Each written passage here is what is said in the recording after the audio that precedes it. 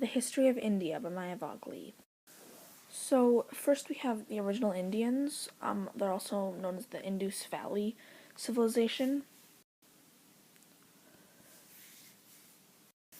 Evidence shows that one of their civilizations is up to 5,000 years old, and this was the time, or back then was the time, when the majority of humans were nomadic, so they traveled all over the place, and they contributed urban planning and dentistry, among others.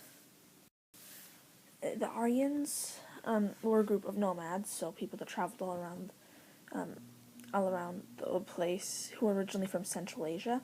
They were usually tall and they had fair hair. They settled in Punjab in the original Indian or territory, and they fought with the original Indians. The Aryans won. There was like an official war, and drove the original Indians to the south. Hindu religion also was originated with the Aryans. Now the Mauryans had better rulers than other civilizations and were culturally rich. They developed a great government, a good trade system, and an easy access to public places such as markets. And yes, the most significant ruler was Emperor Ashoka. He converted to Buddhism and introduced it to places outside of India. Ashoka promoted peace and nonviolence, and after his death, the civilization disintegrated rapidly. After the Mauryans fell, the Gupta rose. This era is known as the Golden Age of India. So they were probably one of the most advanced civilizations, and they had much religious tolerance and the freedom of worship. This was also the era of the Hindu resistance, so the civilization was more for Hinduism. During this period, music and art was at its best. However, after the death of the last Gupta leader, the Gupta Empire declined. It just broke up. The Muslim period is a more complicated one. So basically we had kind of two sections, the Turks and the Mughals. And the Turks invaded India and ruled until 1340. And then the Mughals took over as they wanted more wealth. This happened in 1526. The Mughals were nomads and they invaded India. Akbar, an emperor, was known to unite Muslims and Hindus by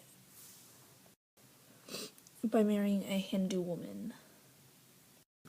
So the European rule was basically till, not modern times, but more recent times, from 1800 to 1947. It's also called the discovery of India. So basically, the invasion of Alexander boosted trade contacts out of India, so more people knew about India. So Columbus, Italians, and the Portuguese, among others, made attempts to find India, but failed.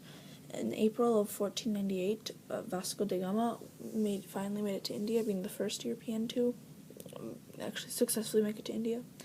The Portuguese fought and won India, basically.